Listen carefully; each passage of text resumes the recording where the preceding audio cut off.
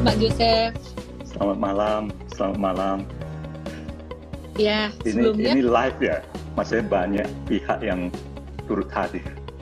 iya, benar Pak Joseph. Jadi sebelumnya terima kasih banyak Pak Joseph yang sudah menyempatkan waktu buat ngobrol bersama dengan kita dan juga update sektor properti pastinya dan juga perekonomian. Teman-teman semuanya, malam hari ini kita ngobrol bersama dengan Pak Joseph Sanusi Chong. Kita disclaimer dulu bahwa kita ngobrol dengan emiten Alam Sutera ini sifatnya supaya teman-teman bisa mengenal manajemen perusahaan lebih jauh lagi dan juga tahu prospek sektor properti itu gimana. Nah, Pak Joseph, sebelum kita ngobrol secara khusus tentang Alam Sutera nih ya, kita mau tahu dari Pak Joseph sendiri kalau untuk view ekonomi ke depan itu gimana sih buat Indonesia khususnya, dan nanti mungkin setelah itu bisa dijelaskan buat sektor properti gimana. Oh, ya, terima kasih. Mungkin pertama-tama teman-teman yang saya hormati, selamat malam. Salam sejahtera bagi kita semua. Saya juga berterima kasih kepada Ellen yang telah invite saya untuk acara ini. Saya sebenarnya berharap ya setelah acara ini mungkin teman-teman bisa lebih memahami industri real estate dan properti ya pada umumnya dan Alam Sutera pada khususnya. Syukur-syukur ini bisa menjadi panduan bagi teman-teman yang suka berinvestasi. Sebenarnya saya pribadi sudah bekerja di industri ini 30 tahunan, ya, sehingga saya karena begitu lama juga terbentuk pemahaman dan opini yang saya akan coba share di sini. Tapi ini juga seperti disclaimer ya, teman-teman tentu jangan percaya saya 100%, saya bisa salah juga gitu. Jadi tetap harus kritis dan teliti, mendengar juga pendapat-pendapat lain, sehingga kalau berinvestasi ya bisa sukses gitu. Saya melihat ekonomi Indonesia saat ini ya akibat COVID memang cukup rentan. Ya. Kita melihat COVID udah berlangsung 1 tahunan ya dari Maret sampai sekarang. Sekarang kelihatannya good news-nya adalah COVID-nya udah mulai reda. Ya, tapi kekhawatiran itu masih tetap besar ya, maksudnya kita melihat India begitu parah yang kena COVID sampai spike up so much ya. Mungkin kabarnya udah 300-an ribu per hari, jadi luar biasa. Sebenarnya mengapa COVID ini parah ya? Kalau ada COVID itu banyak perusahaan tidak bisa berfungsi di skala normal. Jadi mereka itu sedikit mengurangi aktivitas. Nah, akibatnya kan penjualan, penerimaan semua bisa berkurang. Dan kalau ini udah berlangsung sekian lama, bisa bayangi perusahaan itu jadi weaken gitu, jadi lemah. Cash flow-nya udah mulai menipis. Gitu. Nah, kalau makin lama lagi, ya perusahaan-perusahaan besar itu mungkin juga akan menghadapi masalah, terutama kalau yang mempunyai hutang besar ya.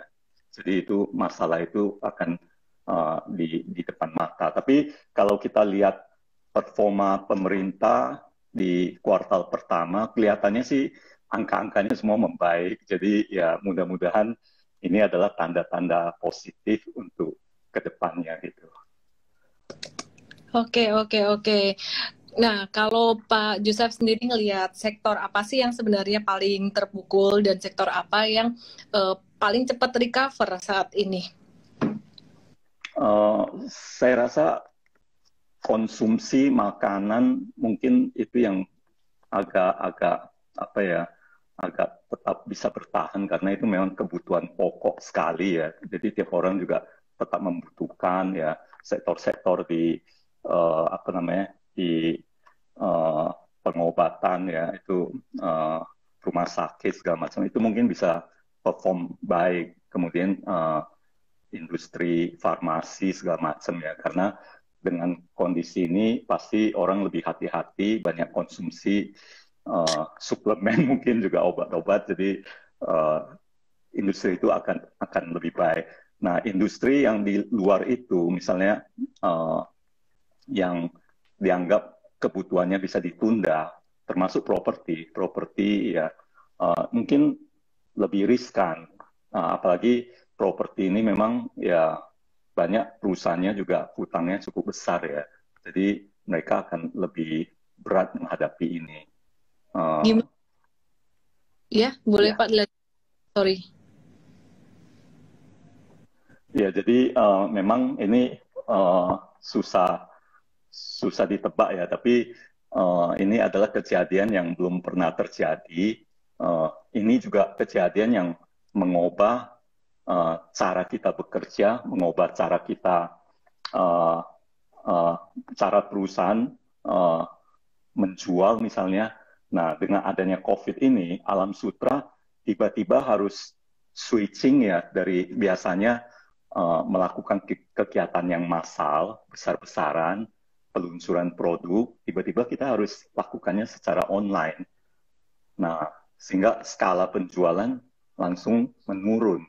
Karena kalau dilakukannya secara apa namanya massal, itu kadang-kadang terjadi apa ya? Terjadi sentimen saling menguatkan ya. Karena banyak orang beli, semua jadi ingin beli gitu. Nah, ketika kita lakukan secara online, hal ini tidak begitu terasa. Nah, kita masih terus berusaha mencari ya jalan-jalan caranya bagaimana supaya penjualan secara online ini pelan-pelan bisa menjadi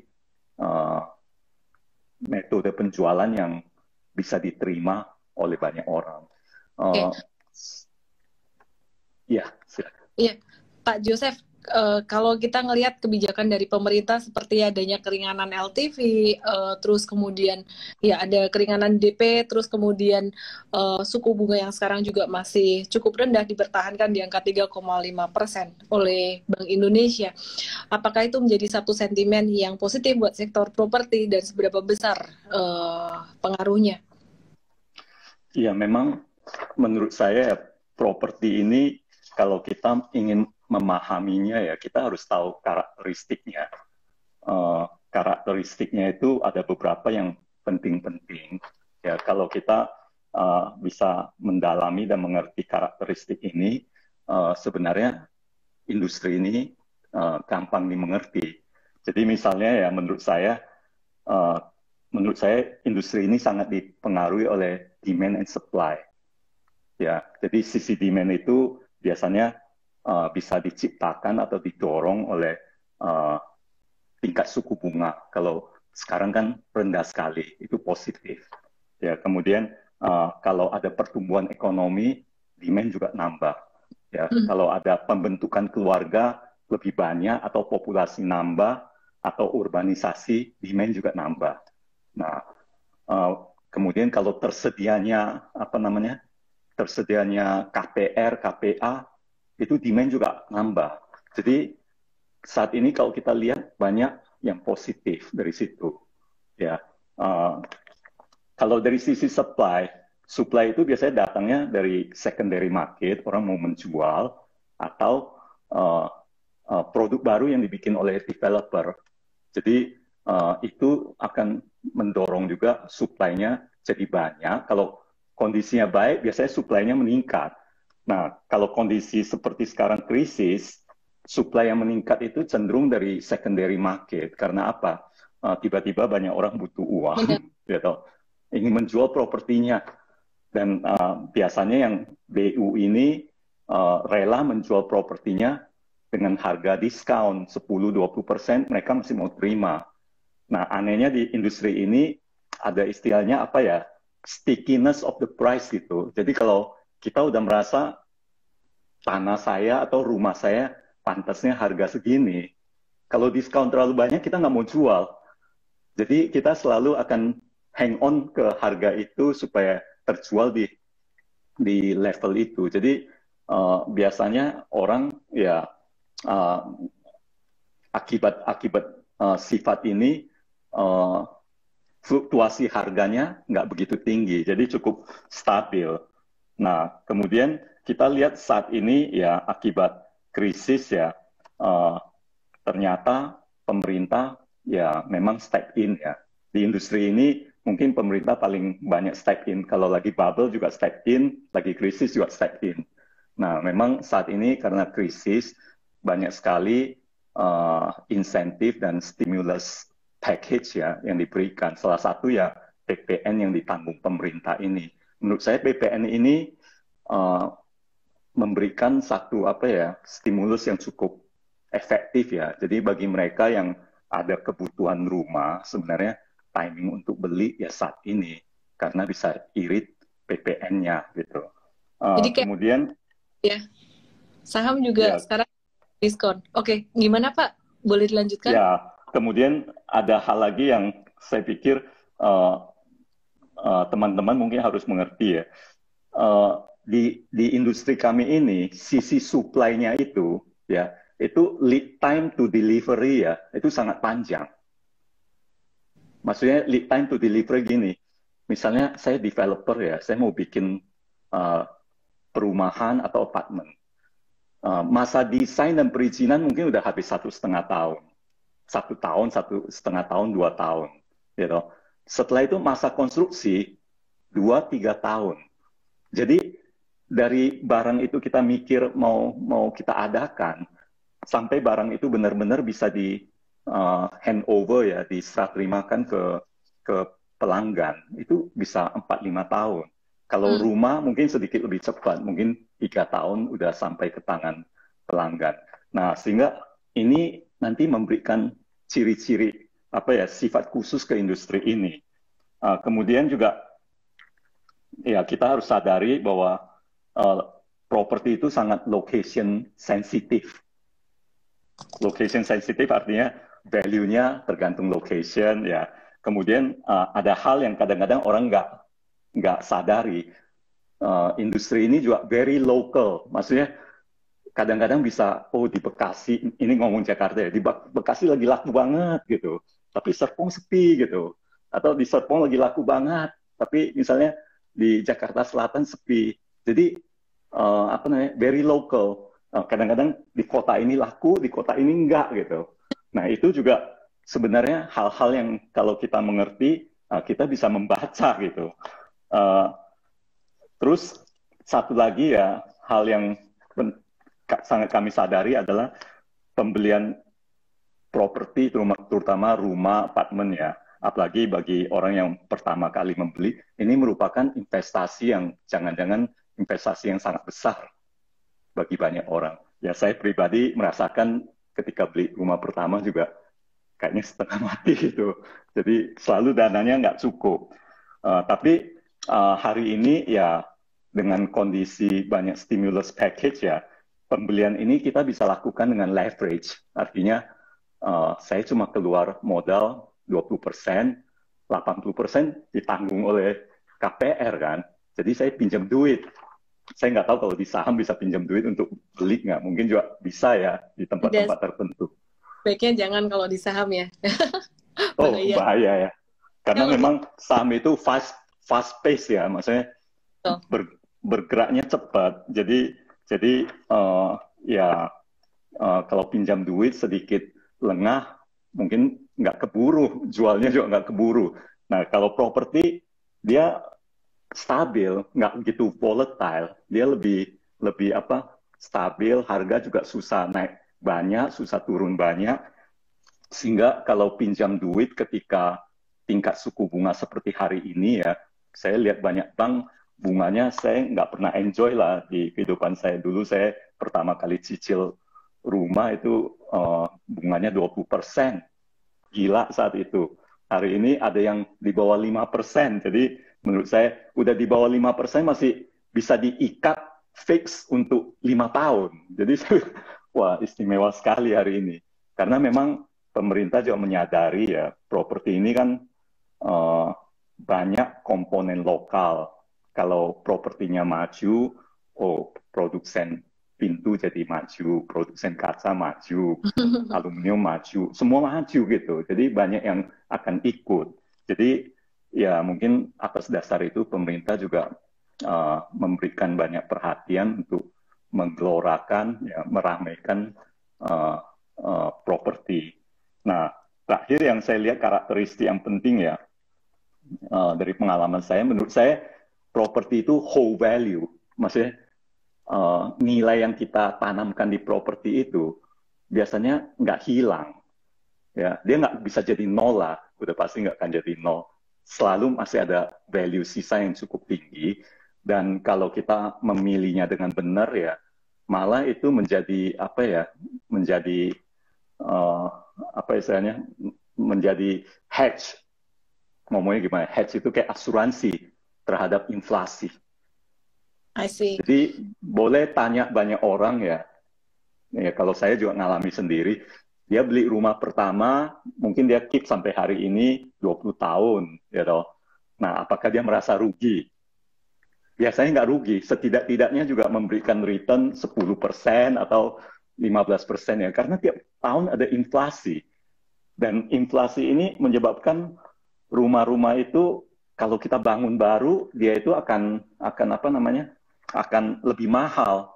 Jadi otomatis harga jualnya kan juga harus naik, ya toh. Jadi ya kalau harganya jualnya naik ya kita terbawa, kita yang udah membeli itu harga aset kita juga naik. Jadi akibatnya nilai yang saya tanamkan itu terjaga gitu. Jadi padahal rumah itu udah saya huni, saya pakai, saya sewakan untuk cari duit dan sebagainya, tapi tetap di samping manfaat itu udah saya nikmati, harganya bertahan dan kadang-kadang malah bisa naik.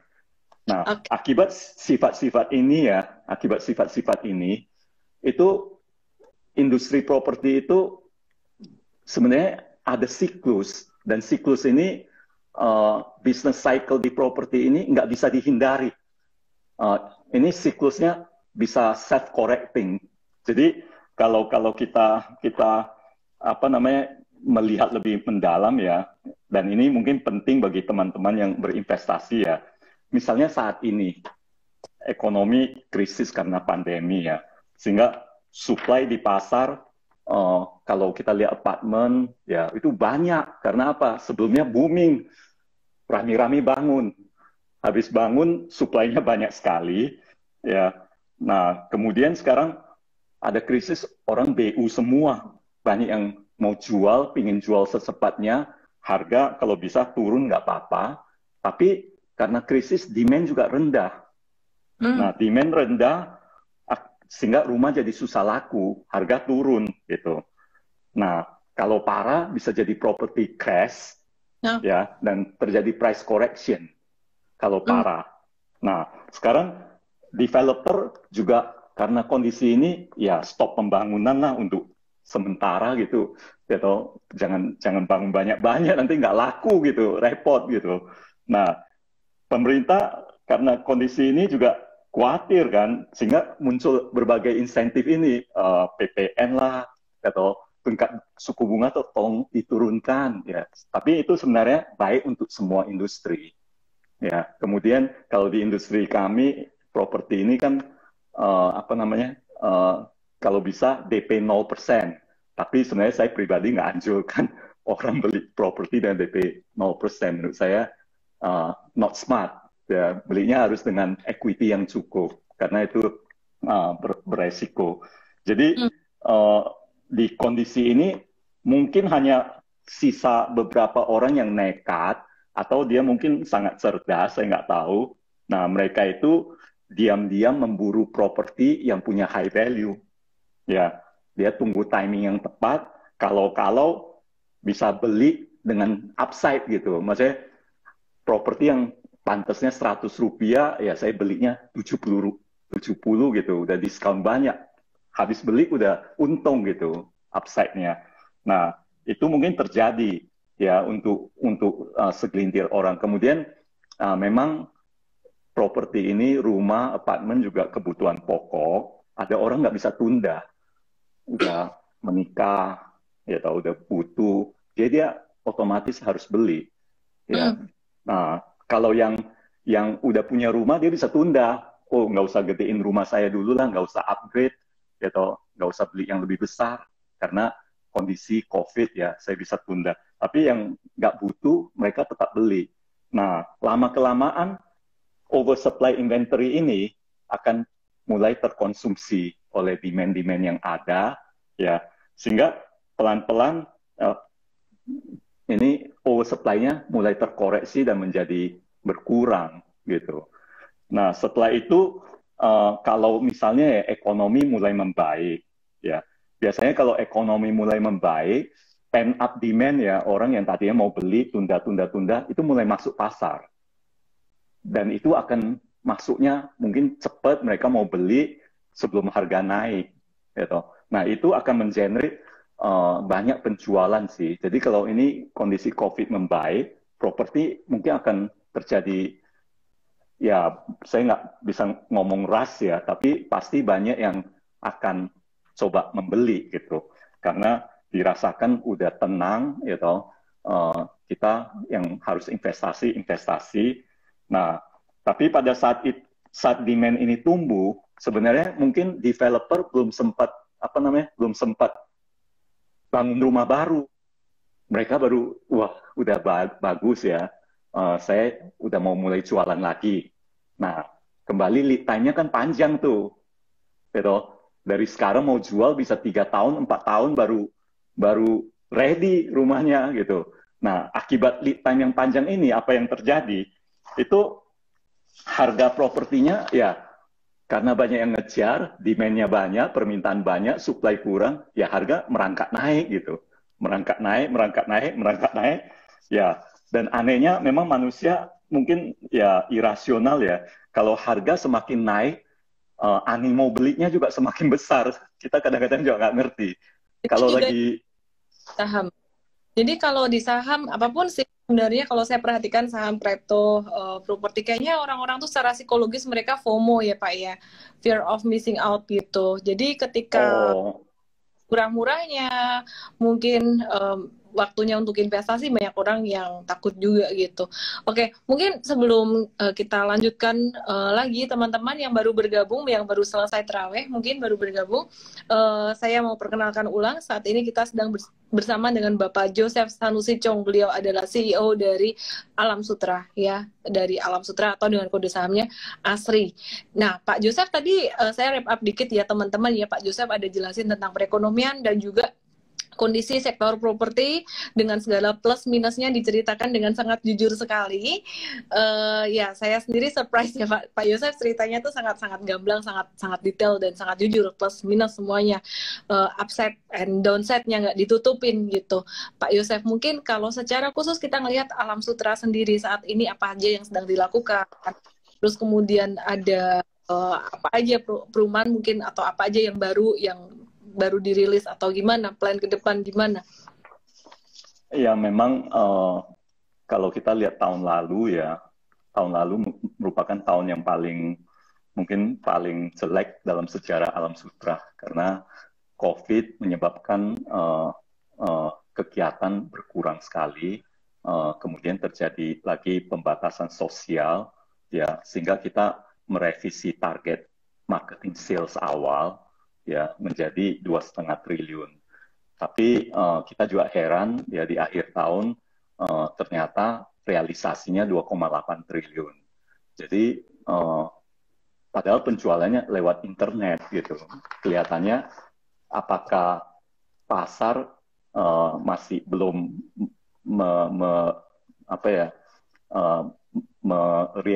menyadari tingkat gawatnya COVID kali ya. Jadi masih awal-awalnya masih beli mungkin ya.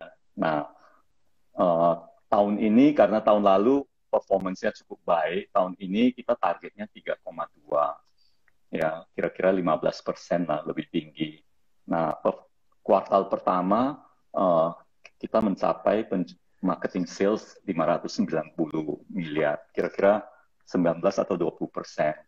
Nah, kita berharap kuartal 2 dan 3 biasanya kalau tahun-tahun dulu itu biasanya aktivitas penjualannya lebih banyak. Nah, di industri kami, marketing sales ini tolok ukur yang cukup penting. Jadi, karena kita ada masalah pengakuan ya, seringkali pengakuan kan terjadi pada saat serah terima. Jadi, apa yang kami jual hari ini itu biasanya belum masuk ke laporan laba rugi menjadi sales revenue ya.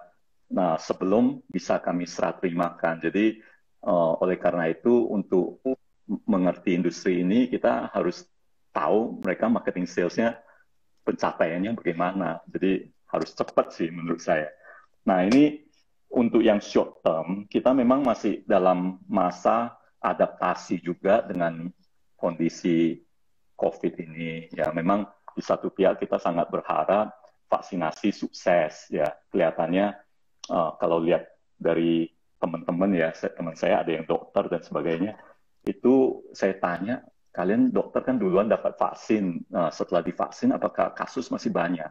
Ternyata udah berkurang banyak sekali. Jadi kalangan dokter dan pekerja rumah sakit itu cukup terlindungi. Jadi saya agak optimis ya kalau orang vaksin ya, suntik vaksin harusnya sedikit banyaknya dia akan terproteksi sih. Jadi kalau ini bisa kita lakukan dengan cepat, ya mudah-mudahan ekonomi bisa cepat membaik. Ya, memang ya kita tetap harus menjaga social distancing ini. Kita jangan sampai mengalami apa yang dialami oleh India. Kasihan sekali, mereka terlalu cepat melepas pembatasan itu dan akhirnya parah.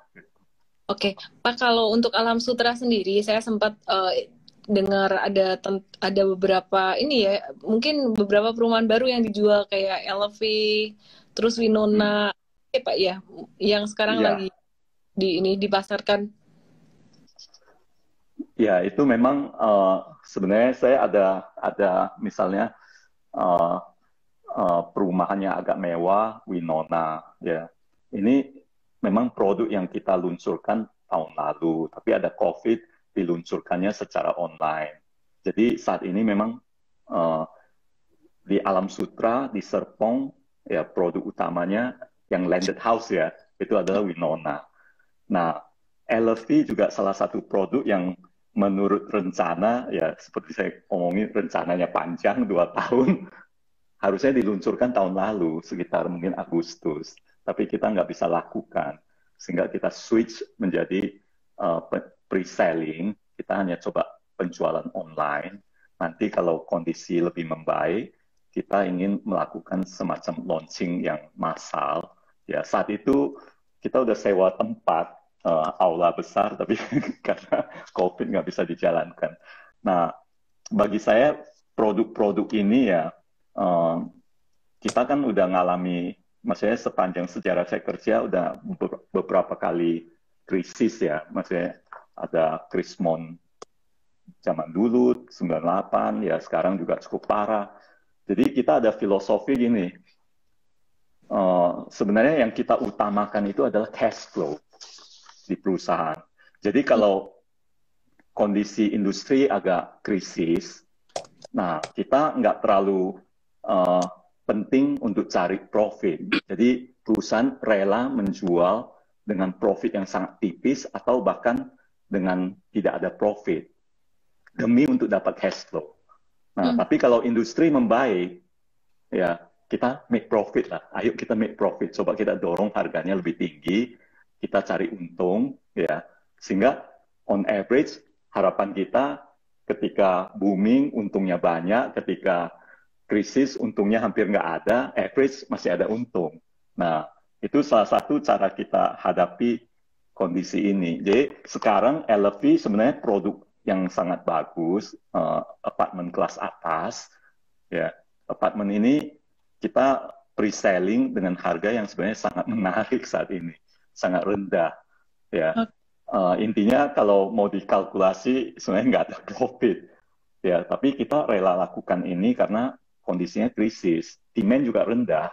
Orang masih umumnya orang itu takut kalau mau beli properti karena sebagaimana perusahaan juga ya di kondisi krisis cash is king ya, pribadi juga sama, kalau krisis kalau bisa saya pegang lah cashnya ya toh, jangan saya spend dulu ya, mereka mau tunggu keadaan agak reda udah nyaman baru dia buru-buru mau beli gitu.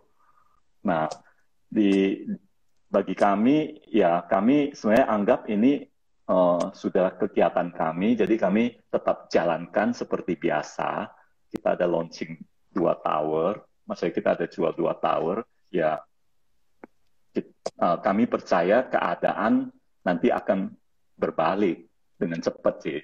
Nah, pada saat itu mungkin harga-harga kita akan adjust sesuai demand ya. Kalau kondisi membaik, harga mungkin kita adjust. Oke, oke. Pak Joseph, mungkin boleh dikasih satu pesan-pesan buat teman-teman investor semuanya sebelum ya nanti saya mau bahas untuk saham-saham yang lainnya gitu. Jadi mungkin ada satu closing statement, kasih semangat atau pesan-pesan investasi baik properti ataupun pasar modal dari Pak Joseph. Sebenarnya ya menurut saya industri properti ini industri yang nggak terlalu sulit ya. Jadi orang kalau mau tekunin sebentar dia udah mengerti. Kelihatannya sangat beresiko karena kalau kita nggak kenal ya bagi saya misalnya kalau saya nggak kenal dunia trading saham itu sangat beresiko sekali. Tapi kalau udah kenal ya toh resikonya kayaknya berkurang. Nah industri ini juga sama. Industri properti ini juga kalau kita udah kenal, tahu bahwa ini ada siklus. Nah, kita kurang lebih bisa baca siklusnya lagi di titik mana gitu. Nah, sehingga kita bisa melakukan yang tepat pada saat itu, apa sih yang kita harus lakukan, gitu. Sehingga bisa lebih menguntungkan lah. Artinya tidak ceroboh dan melakukan investasi yang salah. Saya pikir bagi teman-teman ya yang senang berinvestasi ya mungkin saya ada hal yang saya mau bagikan gini. Di industri kami ini di properti ada 2 cara untuk berinvestasi. Jadi satu beli saham gitu ya, atau kita langsung beli propertinya. Nah karena ada siklus ya kita harus mengerti beli saham itu nggak bisa sangat long term, nggak bisa dibeli pegang 10 tahun, nanti dia akan balik kembali. Jadi mungkin kalau beli saham, ya time horizon, time frame-nya harus lebih short term. Tapi kalau beli properti, ya beli real propertinya, kita harus lakukan sebaliknya. Kita nggak bisa mikir, saya kalau beli, kalau 3 tahun nggak untung, saya nggak mau beli lah. Gitu. Kalau beli propertinya harus berpikir long term, kalau perlu mikir 20 tahun, 30 tahun bagaimana properti yang saya beli ini 30 tahun kemudian value-nya akan di mana. Nah, itu akan memberi kita panduan berinvestasi dengan benar. Nah, kemudian kalau saham ya udah jelas jauh lebih volatile. Bisa-bisa harganya jatuh sampai 50 kalau lagi krisis. Ya, toh. Tapi kalau ya oleh karena itu di dunia saham ini saya rasa sangat butuh constant attention ya, perhatian yang tidak putus-putus. Kalau lengah, ketinggalan. Harus jual hari ini, jual besok, mungkin bedanya jauh gitu. Nah, jadi butuh waktu dan perhatian yang luar biasa. Tapi kalau properti real, ya waktu beli harus hati-hati. Carilah properti yang value-nya long term bisa bagus, lokasinya bagus. Habis beli, lupain. Gitu. 10-20 tahun dijamin dia maintain value. Nah, itu juga satu yang perlu diperhatikan. Nah, saya ada satu yang menarik, tapi ini belum tentu benar ya. Saya kalau tanya orang barat, ya itu kayaknya mereka nggak senang beli properti, senangnya sewa. Orang timur lain. Orang timur itu senang sekali memiliki properti, beli, simpan, nggak dipakai juga dibeli gitu. Kadang belinya kelebihan gitu ya. Tapi saya pikir sebenarnya ya bagi orang-orang di saat umur produktif ya, setidak-tidaknya dia harus punya satu properti yaitu rumahnya sendiri. Ya, jadi portfolio dia itu nggak boleh kurang satu properti sebenarnya. Menurut saya kadang-kadang berpikir kalau saya jalan-jalan di Los Angeles, SF ya, kadang-kadang banyak sekali homeless people ya, kasihan juga ya, kenapa mereka bisa homeless. Saya kadang-kadang berpikir apakah Dulu karena mereka mentalitinya saya rental aja. Ya, kalau rental kan artinya income saya banyak loh, tapi karena rental pengeluarannya kecil, sisanya banyak, saya belanjanya juga banyak, konsumsi saya juga banyak, gitu. Sehingga saya nggak mempersiapkan diri ketika saya udah mulai umur pensiun, ya income saya menurun. Saat itu saya rumah belum ada. Nah, saat itu mau beli juga udah nggak bisa. Uang yang dulu banyak itu udah terkonsumsi untuk hal-hal lain gitu. Jadi mungkin ya pandangan saya, sekali lagi pandangan saya, baiknya yang muda-muda punya satu properti. Itu minimal deh. Itu untuk hidup sejahtera jangka panjang. Ya. Terus sendiri kita lihat secara valuasi ini juga masih sangat terdiskon, secara teknikal juga masih sangat terdiskon sekali. Jadi teman-teman cek dan dicek lagi. Jadi kalau saya tampilkan di sini, saya undang hadir di sini ada Pak Joseph Sanusi Chong, CEO dari Alam Sutra. Teman-teman bisa melihat bahwa manajemen ini sangat terbuka, sangat transparan, dan sangat jujur sekali. Jadi upside, downside semuanya diceritakan. Kemungkinan saat ini saat yang tepat untuk berinvestasi properti, saya nggak tahu itu Pak Joseph lebih tahu gitu. Tapi kalau menurut saya saat ini sudah banyak sekali perusahaan yang terdiskon secara valuasinya, dan sektor properti pun kalau kita perhatikan sudah mulai growing ya. Jadi udah mulai ada recovery meskipun tidak secepat di tahun 2019 kemarin. Nah, Pak Joseph, terima kasih banyak Pak Joseph sudah menemani saya malam hari ini. Teman-teman semuanya Terima jangan kasih banyak. mau bahas saham-saham yang lainnya. Pak Joseph, stay healthy, sukses selalu, dan Alam Sutra semakin maju. Dan mungkin Terima nanti kasih banyak ya. Terima kasih juga untuk teman-teman semua. Thank you Pak Joseph. Oke, terima kasih. Oke, saya lanjutkan dengan saham-saham yang lainnya. Teman-teman, hari ini tadi ada banyak yang nanya tentang Akra dan juga Bank BCA.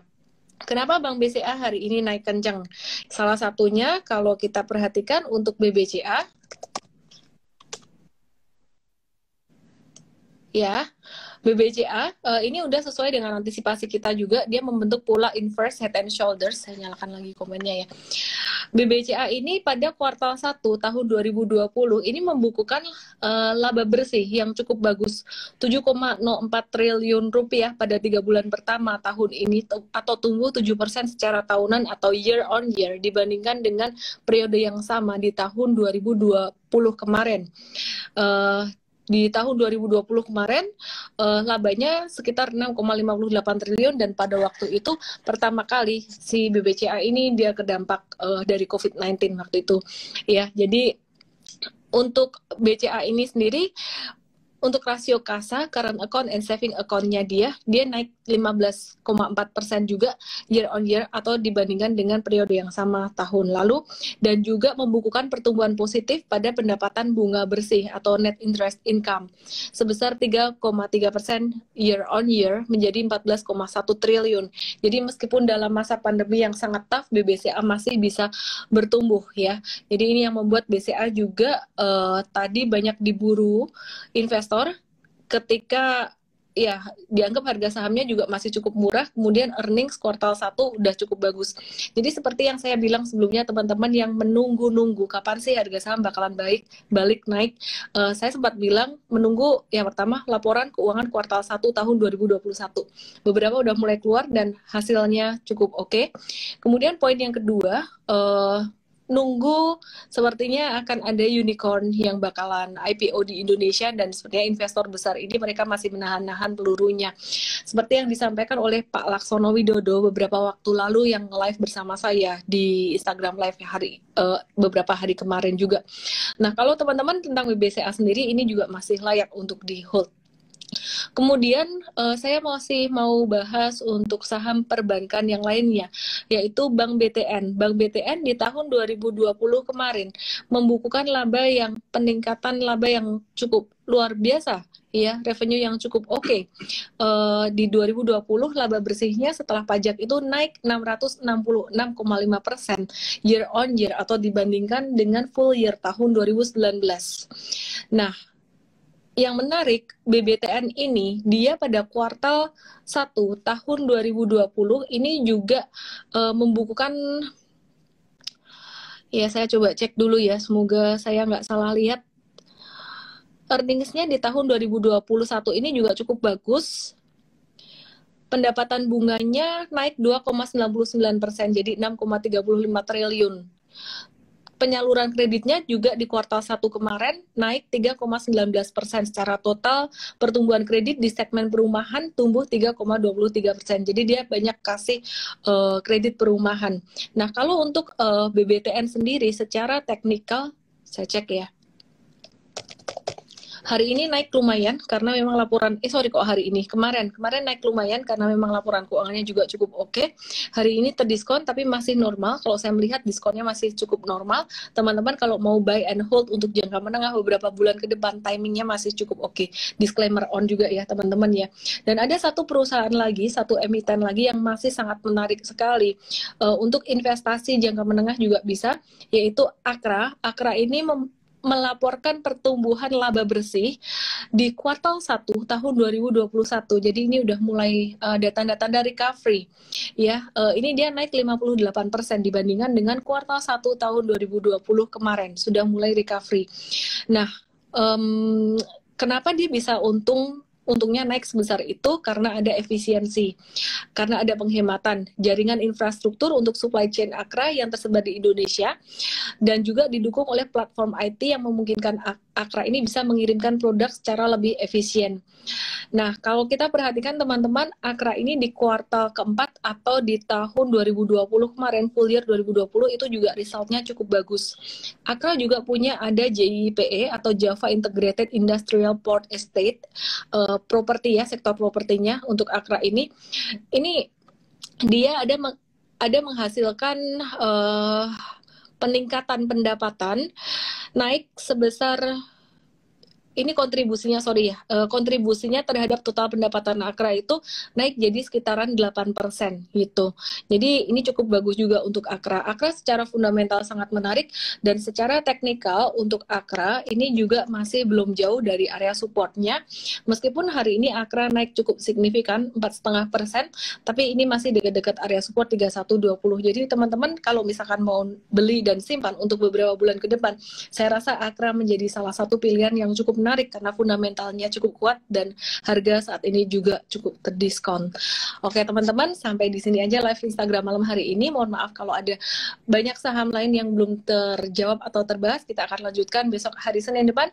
Dan jangan lupa besok hari Sabtu itu jam 10 pagi akan ada seminar online diskon Vaganza. Kita 1 jam aja, tapi kita akan bahas secara total, juga kita akan bahas untuk teknikal dari cryptocurrency yang banyak banget nanyain tentang Doge ini gimana. Kayaknya ada beberapa yang nyangkut juga, tapi kalau M-Trade kemarin Doge kita ada keluar profit taking, profit sekitaran 200%, tapi untuk koin-koin yang lain banyak yang kena pembatasan risiko juga, to be perfectly honest gitu. Oke, buat teman-teman yang mau ikut untuk SODV-nya, yang non-member bisa ikut besok jam 8 malam di mtrade.id/SODV. Daftarnya di situ dengan kode promonya ASRI. Untuk SODV umum akan tetap ada untuk CryptoPix-nya, technical analysis untuk kriptonya. Sedangkan untuk saham, pilihan saham secara detailnya hanya untuk user M-Trade. Tapi secara sektoral, semuanya secara fundamental kita kasih juga. Semoga bermanfaat. Saya Ellen May.